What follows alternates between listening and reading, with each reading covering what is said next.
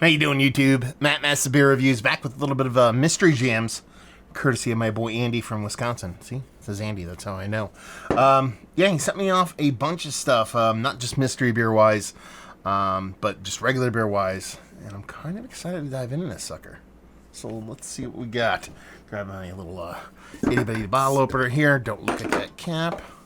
Throw this over here. Oh, hi there.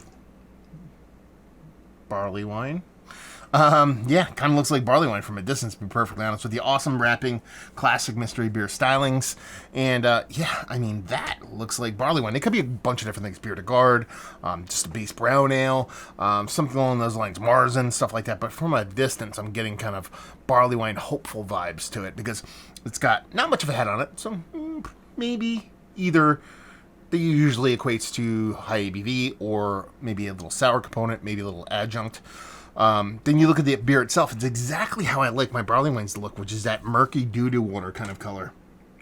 Yeah, rich brown haze to it. Not super turbid, though. I mean, she looks the part. Could be a Doppelbock, could be a Belgian, could be a bunch of different things. See if you can get a nose. I really want to stick in the barley wine area, but I might have to kick it off. There's a green apple thing. There's a decent ABV to it, but I think it's somewhere outside of a barley wine. Barley wine-esque notes to it. Something a little bit Belgian, maybe a little bit of fruit addition. That green apple's really big. Could even be like a traditional kind of old ale, to where it's kind of open fermented as opposed to kind of controlled like a traditional kind of barley wine. But rich caramel malts, a little bit of kind of molasses type herbal hoppy spiciness to it. And that's pretty much done and done. I mean, it does smell like it has a little bit of oomph to it, but the nose isn't like a 2x4 to the face. It's rich, it's creamy. It's right up my alley, it sounds like. Let's dive in. Cheers. Yeah, see, it doesn't really get there. It's a barley wine. It is. It has to be. Especially getting this little pop of heat in the back. It's got to be a barley wine, right?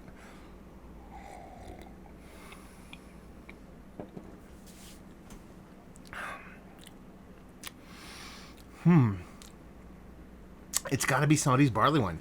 It's got to be somebody's like barely hitting double digits barley wine with a decent amount of bittering hops. I think it has a little bit of time on it. I don't want to look at the cap, but this bottle looks pretty clean.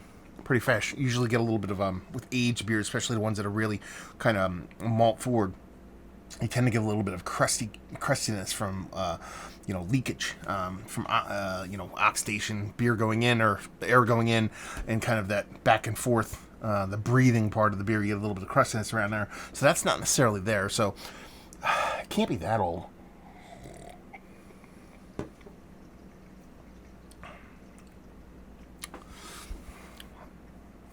There's some kind of heat to this that every sip I take makes me think it's not alcohol. Like a pepper.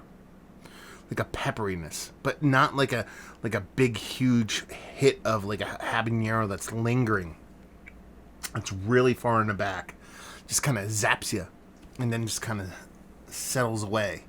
And then every time I take a sip,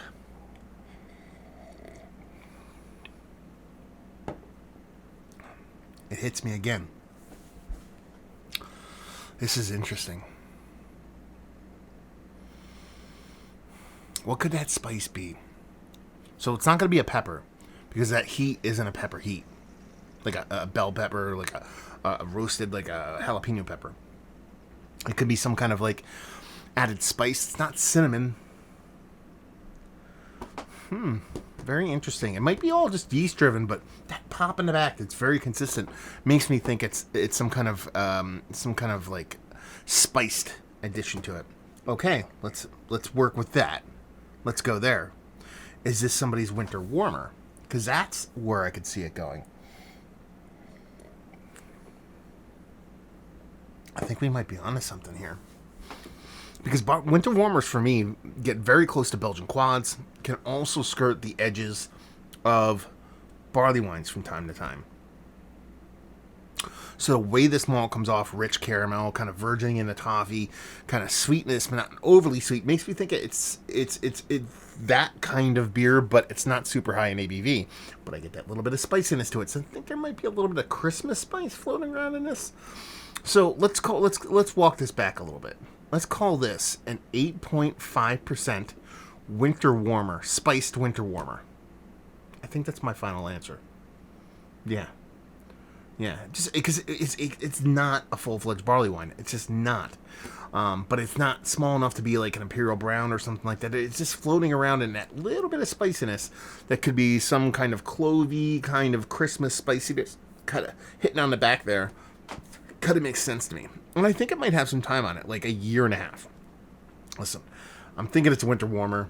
We're 6 months removed from Christmas, so I don't think it's 6 months old. It could be. It probably is more than anything. Because if it's not 6 months, it's a year old. It's no older than that. So between a year and 6 months and 6 months old, let's put it that way. And I think we're done on this one. It would make sense. The winter warmers traditionally go with more of kind of a Belgian style yeast, so that could be my apple coming in there. A little bit of spicy in the back, done and done. So what I say, 8.5% winter warmer, spiced. I mean, that's kind of like saying, you don't have to say spiced winter warmer.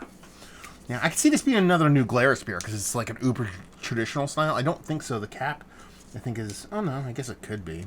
But yeah, let's put it, before I reveal it, I like it. It appeals to my delicious old schooliness. So we'll see what's what. Central Waters, old fashioned, 12%. Okay, I went low in this.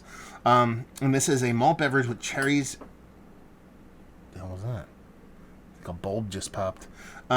Yeah, malt beverage aged with cherries, aged in used spirit barrels with natural flavor and caramel color. Man, it's got to be a rye spirit barrel. It has to be. The only way I'm getting.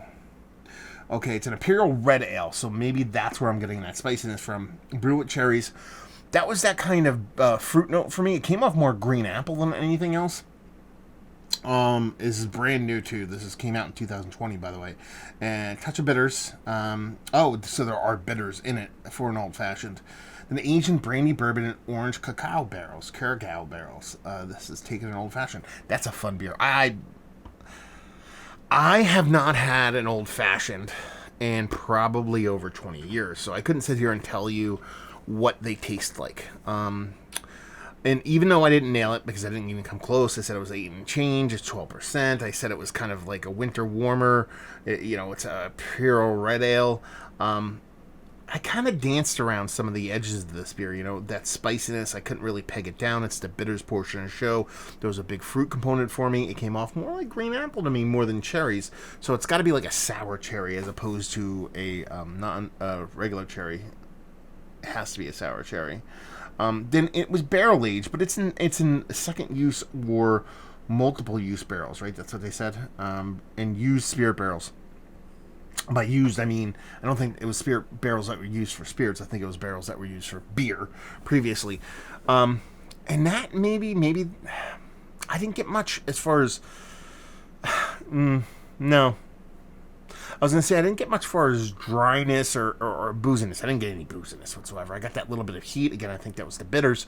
But it's like I could talk myself into the barrel because it's not like an oak tannin thing. It was a dryness thing. And that's where that kind of winter warmer kind of mindset kind of went for me. And then I was like, okay, it's a spicy dryness with a little bit of pop in the back end. And when you combine the bitters in combination with an oak barrel, that's the path I chose to take as opposed to the correct one, which is I was getting that dryness associated with like that soft kind of winter warmer spiciness, and that spiciness bringing that little bit of bittering or that little pop in the back end as opposed to the bitters.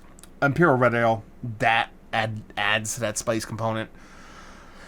Yeah, did not do well on this one, but I like it, and I'm not too angry with everything I said because I can sit here and try to hem and haw at it.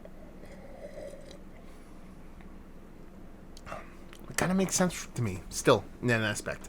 So there you go. Super fun fucking mystery beer, Andrew. Thank you very much. This is the shit that really turns me on, especially when I'm wrong. Absolutely fantastic. Is it one of the better? Let's see. bittered, multi-barrel used Imperial Red Ales I've ever had. Well, I've had one, this one, so it's number one. It's one of the better malt-forward, barrel-aged adjunct beers that I've had.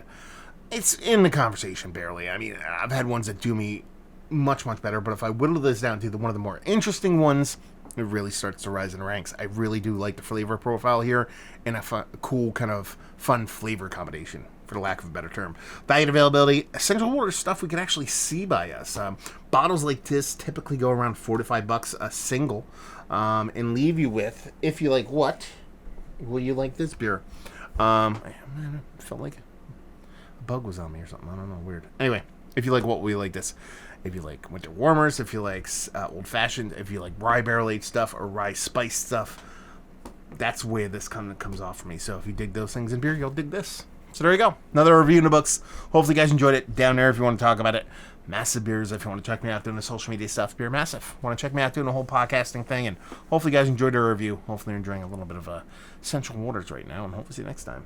Cheers.